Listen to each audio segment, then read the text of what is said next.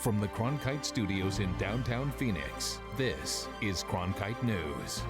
The last debate, it was really hard to see who's going to actually be the president because no one's acting like a president. This year's presidential debates are some of the most watched in history. What one expert is saying is the reason you can't look away. You can kill people if you're not being careful. I mean, people can get extremely sick. Recent E. coli outbreaks in restaurants have made national headlines. What county officials are saying their red flags are. They hear of a tree climbing competition, they think of a bunch of hippies maybe. And find out what tree trimmers do to win state championships. Cronkite News starts now. Good evening and welcome to Cronkite News. I'm Jackie Padilla. And I'm Jesse Schultz. Thanks for joining us. Presidential candidates have differing opinions when it comes to the future of this country. But when it comes to the future of their campaigns, they can all agree on one thing: Super Tuesday could make or break them.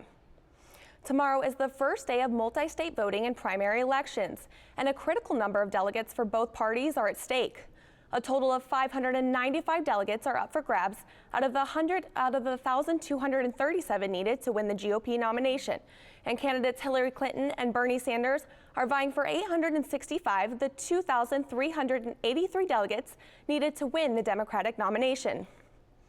A new CNN poll out today shows Donald Trump sweeping the Republican primary vote with 49%, while in the Democratic primary, Hillary Clinton leads Bernie Sanders 55% to 38%. This presidential campaign season has seen some of the most watched primary debates in television history. Cronkite News reporter Audrey Wheel shows us why the American public is so tuned in. Last election, the first primary debate reached about 3 million viewers, a fraction of the 24 million viewers who tuned into this year's first debate, the most watched in primary history. And that's just one of the debates, breaking records left and right, because viewers and experts say this year is different. You should be ashamed of yourself. All right, I guess there's a statute of limitation on lies. I got along with everybody. You get along with nobody. Nearly 15 million people watched the last debate. It's sort of become like a sporting event. I mean, like a football game. I want to make sure that the person, my team, does well or wins, and I want to see how they do. So we tune in. Well, this is bizarro land. I don't know how else to describe it. It's kind of a cross section on the Republican side of worldwide wrestling and a very, very bad reality show. Most people have never seen anything like it. Going back to the very beginning of any broadcast, radio even, way back, 100 years ago, everybody's on their best behavior. Everybody's trying to look presidential. But Trump gets up there and just spitballs everything and insults everybody. Everyone wants to see this almost of a train wreck. There's a clear gap between this year's viewership compared to this time in 2008, the last election that both parties held primary debates. The gap has shrunk recently, and political consultant Stan Barnes says that's inevitable when there are so many debates. But the same reason more people are viewing is also causing concern. My opinion, as a political consultant, we would all be so much better off as a voting electorate if it wasn't so juvenile. The last debate, it was really hard to see who's going to actually be the president because no one's acting like a president. Barnes says we'll get a clearer picture of who the president could be tomorrow when 13 states and 1 territory cast their votes for Super Tuesday. In the control room, Audrey Wheel, Cronkite News. Here in Arizona, one of the stars of this year's presidential debate is sparking new rhetoric in a senatorial campaign. Donald Trump is dangerous for America. I could stand in the middle of Fifth Avenue and shoot somebody and I wouldn't lose any voters, okay? Just days after Donald Trump received an endorsement from former Arizona Governor Jan Brewer, he stars in a Democratic ad challenging longtime GOP Senator John McCain. In the ad, McCain's opponent, Representative Ann Kirkpatrick, highlights Trump's more controversial statements, including his questioning of McCain's Vietnam War hero status. The commercial questions how McCain could say he would support Trump if he were the Republican nominee. The McCain campaign responded by challenging Kirkpatrick to, quote, explain her longstanding support for Obama's radical liberal agenda. The controversial plan to mine copper near Oak Flat is back in the news, this time from opponents of a plan to have Oak Flat declared a historic place. Cronkite News reporter Samantha Witherwax has the story from our Washington bureau. Arizona Representatives Ann Kirkpatrick and Paul Gosar wrote this letter to the National Park Services asking that the historic designation be withdrawn. Park Service officials said that they couldn't do that, but they could extend the comment period until Friday, giving the lawmakers a few more days to make their case. It's the latest twist in a fight over Oak Flat, the site of a proposed copper mine that members of the San Carlos Apache tribe say is sacred to them. They occupied the site last February, saying, our connection to the land makes us, it's part of something that greatly makes us who we are. But supporters of the proposed resolution copper mine say it's an opportunity to bring thousands of jobs and billions of dollars of economic activity to southeast Arizona for decades to come. Gosar and Kirkpatrick said they're concerned the historic listing is an attempt by mine opponents to undermine our bipartisan bill that is estimated to create approximately 3,700 new jobs. A statement from Resolution Copper said the site can be protected without historic designation through a thorough environmental review. We believe that the most appropriate way to ensure that this matter is fully evaluated is through a comprehensive NEPA process that involves all stakeholders. NEPA stands for the National Environmental Protection Act, but Representative Grijalva says the site deserves more than that. Oak Flat is an important cultural and religious area that is vital to the traditions of our Native American brothers and sisters. It deserves our strongest protection.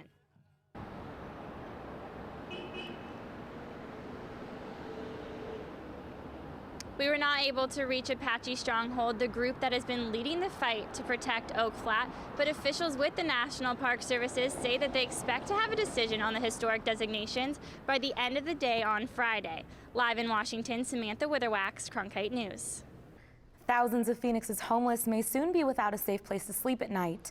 As a grant to help shelter services at St. Vincent de Paul and Lodestar Day Resource Center is due to run out at the end of June. Reporter Amber Kawaji has more on the possible solutions being discussed to help the growing homeless population. If I didn't have this place to think, I would still be wandering the streets of Arizona and basically still having no place to go. I will probably be not in the right state of mind right now.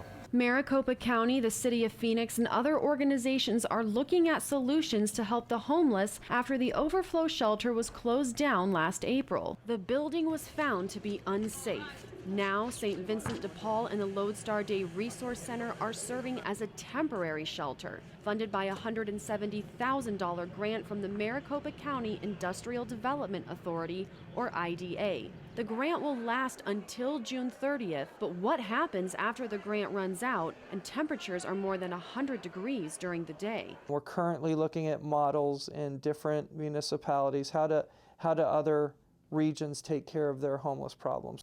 Numbers from the Lodestar Day Resource Center and St. Vincent de Paul show hundreds of individuals checking into both centers' shelters. And the spike in people using the centers hits in July when temperatures average 106 degrees. We all recognize that $170,000 that the county IDA and the Phoenix IDA and the state has put up. That's not going to be a permanent solution. For the people who depend on the nightly services, having a permanent solution is imperative. It's not just a Maricopa County issue. It's not just a Phoenix issue. It's a whole regional issue, if not a state. One of the state's main goals is to implement strategies to help homeless men and women find and sustain permanent housing. But until that happens, these shelters are needed. In Phoenix, Amber Kawaji, Cronkite News. For the first time, the state is assessing individuals who use shelter services to better understand the specific needs of each individual and how the state can start to address those needs. Another Valley safe haven is closing its door due to lost funds. The Department of Child Safety opened a temporary child placement center in June to provide a comfortable alternative for children who were sometimes forced to spend the night in state offices. But the state's 9-month lease on the building is ending, and Governor Doug Ducey rejected a request for $1.2 million to fund a permanent placement center. Members from Fostering Advocates Arizona are spending the day at the Capitol, hoping to have their voices heard. Reporter Sydney Glenn found out what changes they are hoping for. Members of Fostering Advocates Arizona presented this document to the Arizona State Legislature today, focusing on 5 changes they believe need to be addressed in the foster care system, including normal adolescent experiences, better matching process for placements, strong relationship with caseworkers, permanent placement priorities, and health care. Members of Fostering Advocates Arizona arrived at the Capitol this morning, hoping to have their voices heard.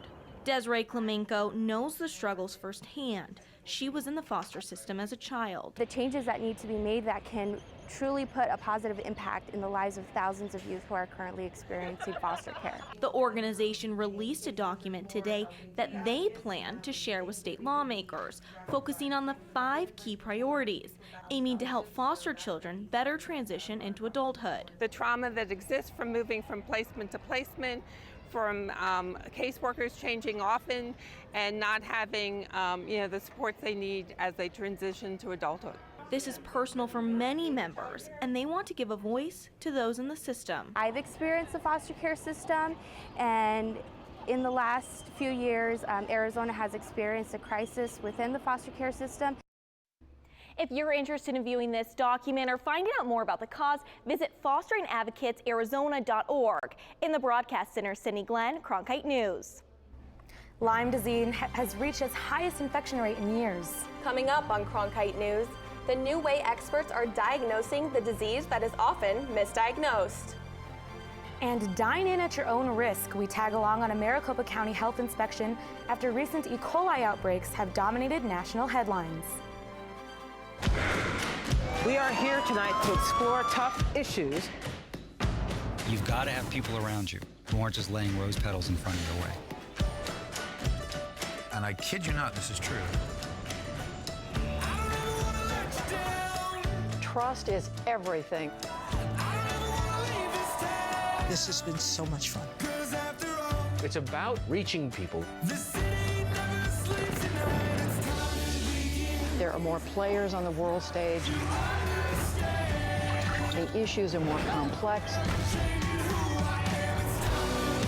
We ask the questions that take us closer to the truth. What happened and what might happen. Because that's what we do. Would you like doing something like I do? I couldn't do this. I'm not qualified. I was thinking exactly the same thing. Experts have found a new way to diagnose Lyme disease. Symptoms of the disease spread by ticks can often appear to be other syndromes, leading to misdiagnosis. Reporter Lillian Simpson reports DNA sequencing may be the key. According to the Centers for Disease Control and Prevention, Lyme disease has reached its highest infection rate in years with about 300,000 reported cases in the U.S. But even that number might be misleading. We believe that number to be way higher, more around 900,000 due to the misdiagnosis. Jessica Crawford was initially misdiagnosed, and it almost cost her her life. I also had joint pain throughout my entire body, muscle stiffness so bad I could hardly take a deep breath, had heart palpitations, and insomnia, chronic fatigue. I mean, it plagues you. Lyme disease is a tick-borne illness that, if not treated correctly or in due time, can cause severe complications. New York doctor Richard Horowitz treated Crawford and says he has helped more than 12,000 Lyme disease patients from all over the world. He says he's been treating patients from Arizona who were initially misdiagnosed.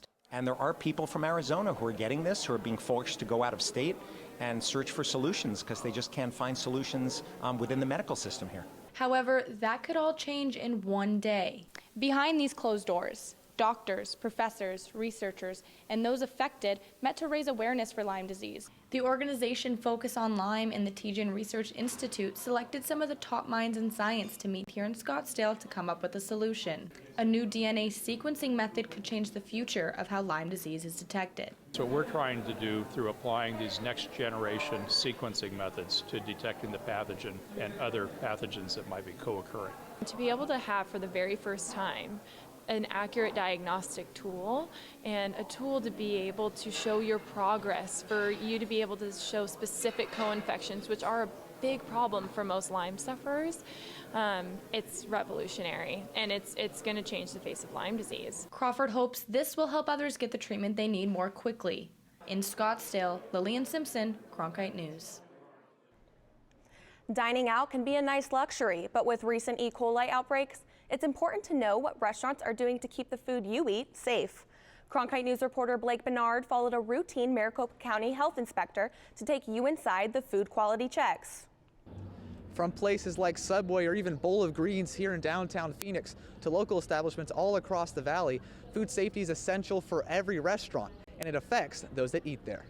Chefs have an important task. You can kill people if you're not being careful. I mean, people can get extremely sick. Visiting a restaurant is an everyday practice in today's busy world, but if chefs aren't doing their jobs properly, it leads to serious health issues. The recent E. coli outbreak at the popular food chain Chipotle is proof that health safety can be an issue.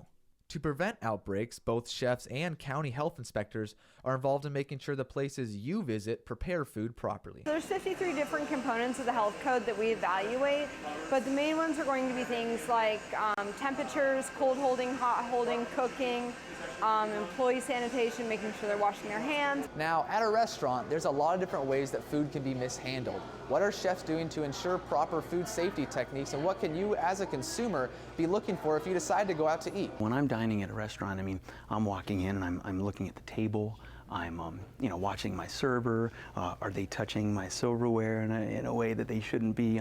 How are they holding the glass when they deliver it to me? You know, when they walk away from the table, are they scratching their face or sneezing or anything like that? And then touching the plate that they serve the food. And if you're served undercooked meat or something doesn't seem to be at the right temperature, speak up. Don't be afraid to be that customer.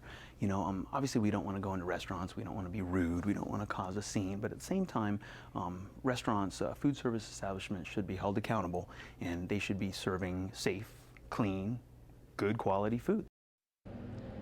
You can also check the most recent health inspection report before you head out to eat. Maricopa County has an app that will let you check. Also, if you do feel sick after eating at a restaurant, report it to the county health department. In downtown Phoenix, Blake Bernard, Cronkite News. There are several types of animals that make up Arizona's livestock industry, and only a handful of veterinarians to take care of them. Coming up on Cronkite News, why the number of livestock veterinarians is on the decline. When I was 12 years old, I was watching great performances on PBS. This program with Nureyev came on. Nureyev in a performance of Le Corsaire, and I was amazed and awestruck. I really wanted to do it. I was street dancing at the time, and I never thought of formal dance until I saw great performances. I knew that I was really a novice to dance, like high dance. I decided to check out the high school performing arts. And so one thing led to the next. Today, as a recognized dancer, I absolutely believe that when I saw the performance, it affected me tremendously. And I know that's what happens when I teach. I'm opening an option for them that they hadn't seen before.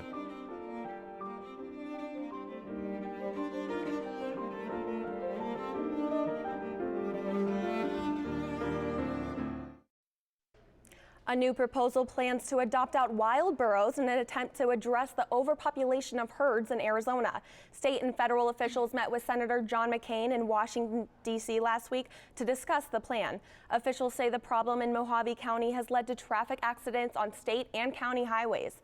They also say the overpopulation has taken a toll on food and water resources other native animals need for survival. Arizona relies heavily on its livestock industry for food and economic health. Investigative reporter Amanda Ames tells us why the industry could be at risk. There are more than 1 million food animals in Arizona's livestock industry, but fewer than 3 dozen veterinarians to care for them. Dr. Gary Thrasher is one of a dying breed. For 45 years, he's practiced veterinary medicine on large food animals in rural Arizona, a job that today has all but vanished. I get cattle from all over the state hauled in here to do procedures that they can't find any other veterinarian to do. And it's not that I'm any better than anybody else, it's just there is nobody else. Arizona is one of many states facing a shortage of food animal vets in rural areas. We're one disease outbreak from real catastrophe. And practicing veterinarians are kind of at that front line. Arizona's agriculture industry brings more than $17 billion into the state's economy. And according to Susan Gale, the acting state veterinarian, a disruption in this industry would affect nearly everyone in the state. The concern I have is that food production has become kind of in the background activity. and a lot of folks take it for granted. 8 of Arizona's 15 counties have no USDA-accredited predominantly food animal veterinarians. We as a society have come to expect and assume a wholesome, affordable, safe food chain, and veterinary medicine is a real tantamount part to that. The Arizona Livestock Incidence Response Team is meant to respond to livestock disease threats, but it takes a vet in the field to detect the problem. When we go to USDA programs related to emerging animal diseases and that type of thing, they repeatedly tell us that it's not if it happens, it's when it happens.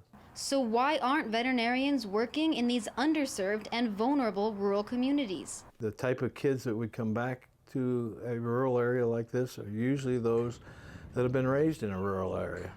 90% of the people who are being accepted to veterinary school are not them. Most of today's veterinary graduates are drowning in student loan debt and can't afford the lower pay associated with living in a rural area. The trouble is, if you've got a $300,000 debt, you just can't afford to be paid less. You have to go where the highest paying jobs are. An American Veterinary Medical Association study showed the average non-resident student debt was $187,000, with 30% of students reporting debt over $200,000. Their average starting salary, just $67,000. If one of my daughters chose this path, I'd have to sit down and have a pretty frank discussion if we could make it work. Yet what these areas really need is a new generation of veterinarians. I can't last forever. Frankly, I can't get out of the way of these cattle as fast as I used to be able to, too. Dr. Burgess is hopeful the University of Arizona's proposed veterinary school will help tackle these problems by cutting education costs in half and selecting students looking to return to these rural communities. For the investigative team, I'm Amanda Ames, Cronkite News.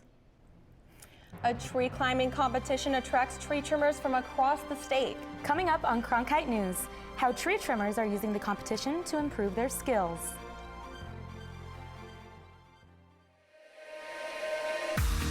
Heaven knows you're a dreamer. Don't hide it from anyone.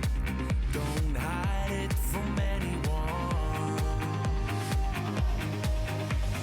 Hey, would you believe me if I said we are here for a reason now?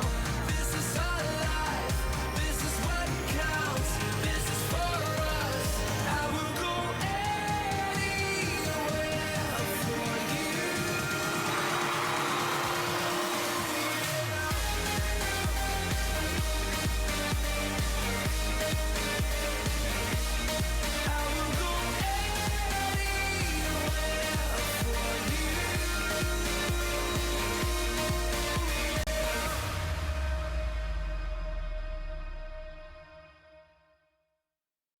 Tree climbing enthusiasts are headed to the Tonto National Forest on Saturday for Arizona's annual tree climbing competition. Cronkite News reporter Ben Marjot went to the event to learn more about this unique sport. A few of the tree climbers on Saturday told me that they love tree climbing, and I believe them because it's no easy task, even ones as small as this one, difficult to get up in. Most people probably don't have this in mind when they hear about tree climbers. Yeah, they're gonna think we're weird or we're tree huggers or something like that, but no, I mean, we're athletes. Tree trimmers from across the state competed at the Boyce Thompson Arboretum Saturday for the chance to be called Arizona's top tree climber. It culminated in the Masters Challenge, a true test of all the skills they would normally use in their day jobs. We're not cutting or doing any harm to the trees. It's non-invasive tree climbing to mimic what we do on the job every day. 3 competitors made it to the Masters Challenge, but it was Andy Young, the reigning champ and owner of the Tree Amigos, that took home the title for a second year in a row. He chalks it up to his very early start. From a young age, I was climbing door jambs, climbing the refrigerator. I'd climb anything I could, not knowing that it might be my occupation when I got older. Good job there, Andy. And that's what this whole competition was all about, refining their skills in a competitive environment with the end goal of doing their day jobs better and safer. Coming out here and learning this and doing this and practicing for it keeps me, adept at my job and safe at my job every day. It's the main reason we come out here. It's the main reason I come out here. We come out for man hugs. Man hugs. All day. Next up for Andy is the Western Chapter Tree Climbing Championship held in Santa Barbara in late March. Live at Encanto Park, Ben Marjot, Cronkite News. Cronkite News is proud to be the news division of Arizona PBS. Here's what's coming up on Arizona Horizon and PBS NewsHour. On the next Arizona Horizon, Senator John McCain joins us in studio to give us his perspective on replacing Justice Antonin Scalia, closing Guantanamo, and other issues. Senator John McCain on the next Arizona Horizon. I'm Judy Woodruff. On the next NewsHour, candidates dash across the country as the election map grows for Super Tuesday. That's Monday on the PBS NewsHour.